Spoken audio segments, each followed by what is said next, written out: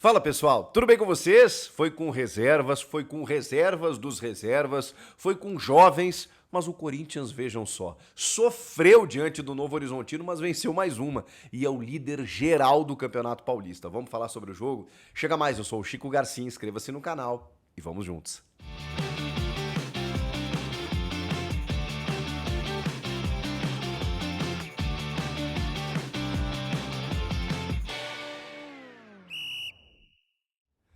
Já se inscreveu no canal? Tô aguardando a sua inscrição, você que ainda não faz parte da rede de mais de 1 milhão de inscritos aqui do canal. Like no vídeo também me ajuda e vamos falar dessa vitória do Corinthians, que foi, daquele jeito Corinthians, né? Eu sei que muita gente tá acostumada a acompanhar um Corinthians que até não foi o dos últimos anos, né? Com exceção dessa reta final do ano passado, que foi excelente, mas nos últimos anos um Corinthians que sofria demais, mas os resultados não vinham. Esse Corinthians que sabe resistir, que sofre a pancada, que se torna resiliente, que vai lá e ainda faz aquele gol choradinho no final, bom, esse Corinthians o torcedor se acostumou a ver durante muito tempo, inclusive sendo campeão dessa maneira.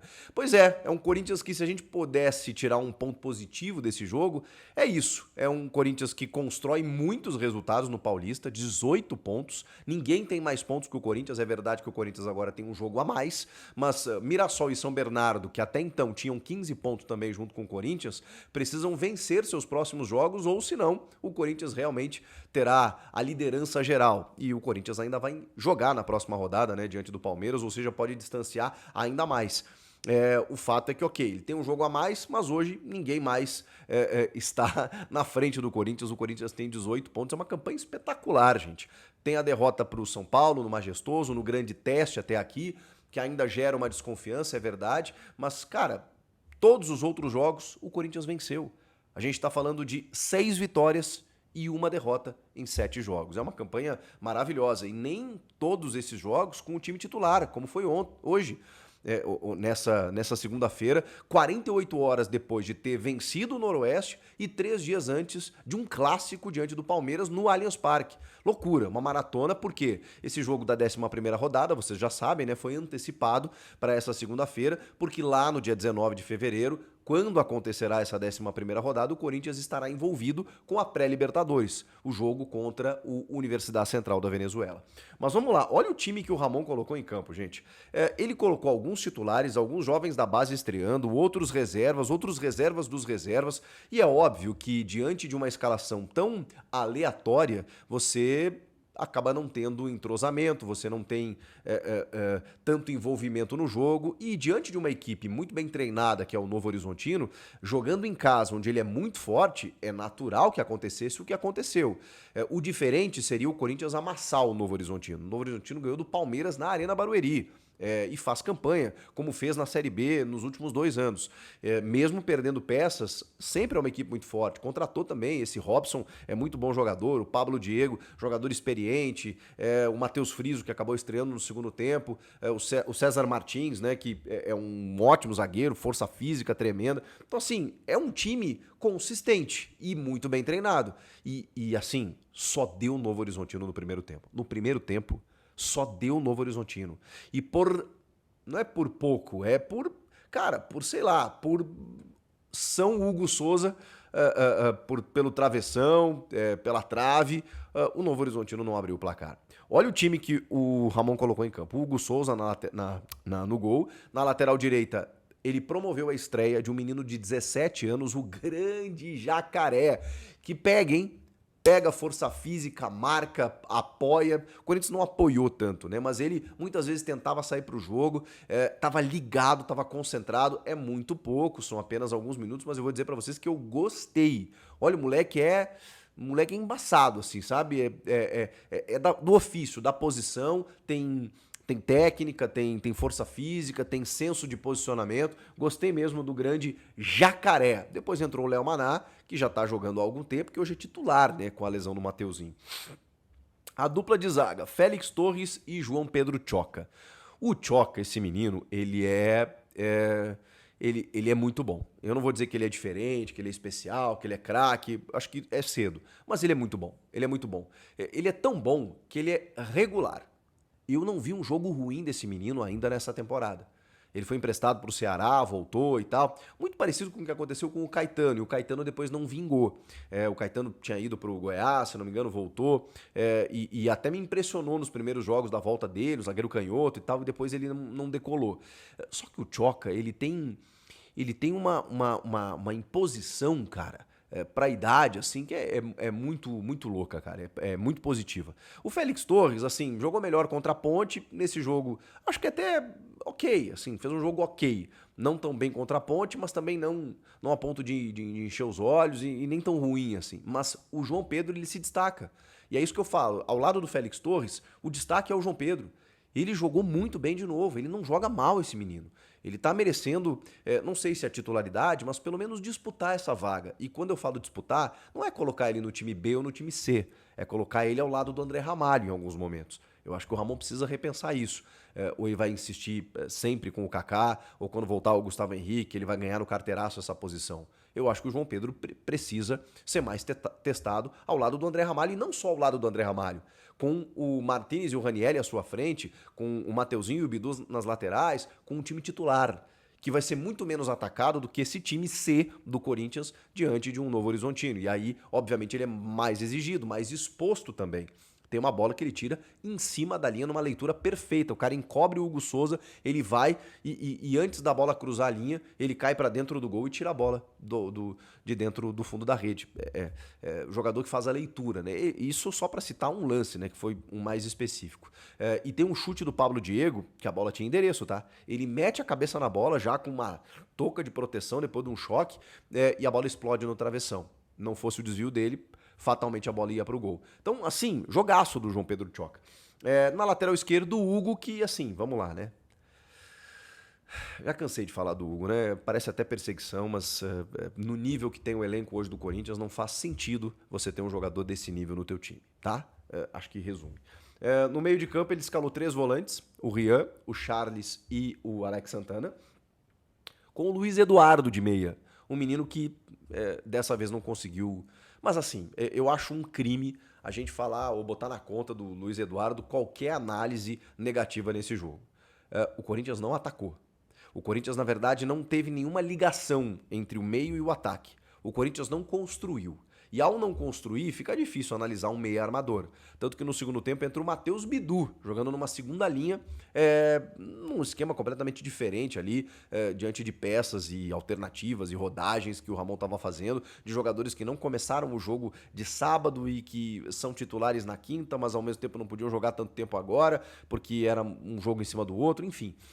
Não consigo analisar o Luiz Eduardo por esse jogo, lamento.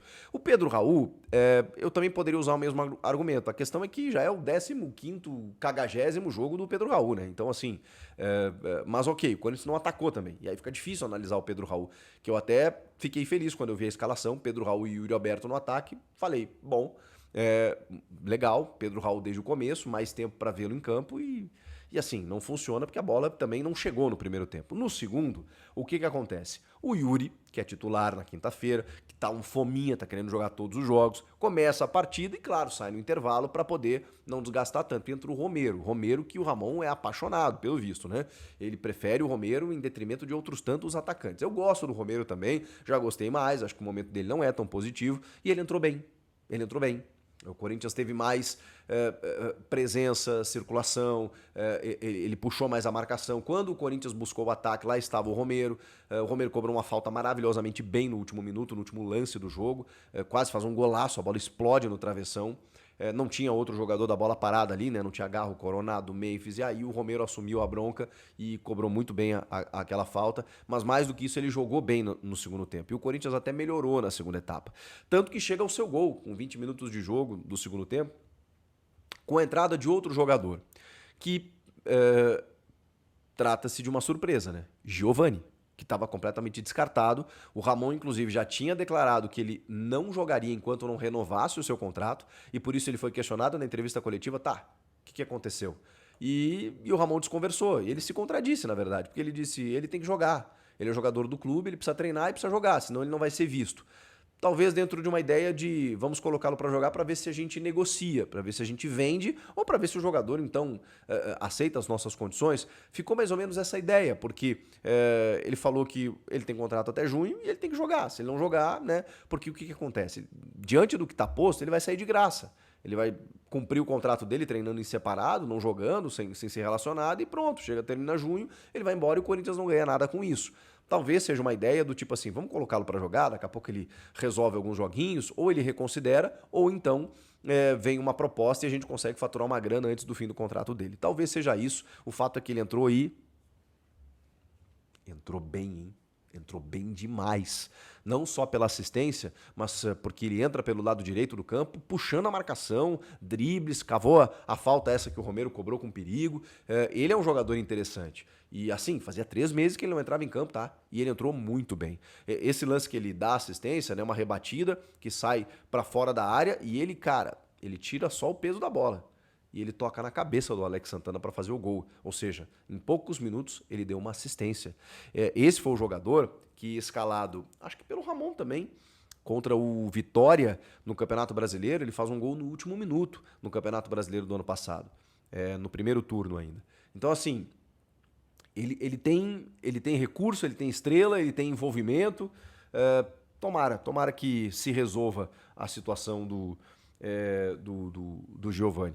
O Héctor Hernandes depois entra no lugar do Pedro Raul e faz uma belíssima jogada no finalzinho do jogo. Sempre entra com poucos minutos, né? Até me surpreendi, porque ele pega a bola, faz um giro muito bom e chuta de perna esquerda e o goleiro é obrigado a fazer uma defesa. Agora, ninguém trabalhou mais do que o Hugo Souza, né? Porque eu tô falando aqui dos lances do Corinthians, eles são raros no jogo. Todos esses lances que eu falei são todos, tá?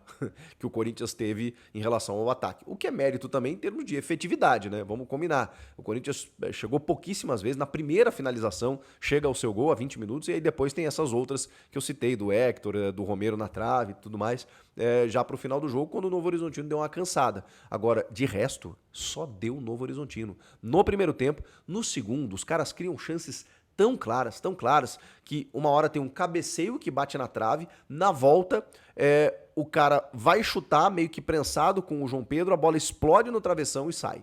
Negócio inacreditável. O Hugo faz algumas defesas importantes, uma pelo alto, outra por baixo.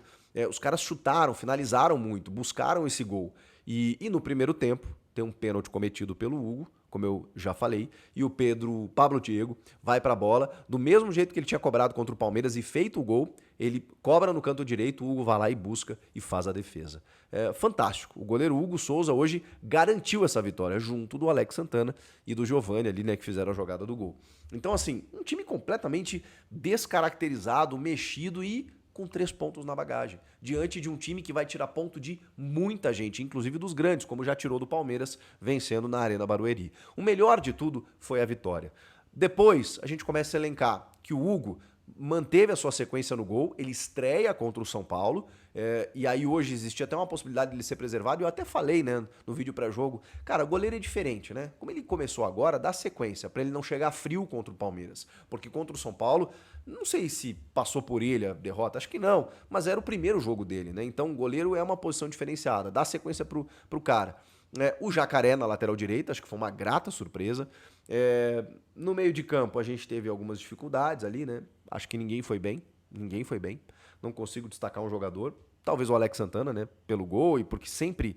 O Alex Santana também tem aquela regularidade que eu citei do João Pedro Tchoca, né? Ele nunca joga mal. O Alex Santana não vejo jogar mal. Ele tá sempre correndo, sempre resolvendo, sempre se apresentando. O João Pedro muito bem na defesa. O Alex Santana bem no meio. E na frente, o Romero acabou sendo destaque aí, porque entrou bem, mudou o time, a maneira do time enfrentar o adversário, né? E aí deu mais preocupações ao Novo Horizontino do que o Corinthians vinha oferecendo até então. Então dá para destacar esses jogadores e um planejamento que está sendo bem feito em termos físicos, né? Acho que isso é o primeiro passo, né? Essa minutagem aí está muito bem trabalhada, desenhada, coisa que o Abel Ferreira está fazendo lá do outro lado e o Ramon Dias também está fazendo no Corinthians. Quinta-feira tem derby. E eles falaram sobre isso, já entenderam o tamanho da relevância, da importância desse clássico, né, que no último eles acabaram vencendo, né, que foi o jogo da cabeça de porco lá na Neoquímica Arena. Eles sabem a importância dessa vitória, então, obviamente, vão em busca disso. que vocês acharam do jogo? Qual a expectativa para o derby? Eu quero ouvi-los. Comentem aqui, inscreva-se no canal e eu volto na próxima. Tchau!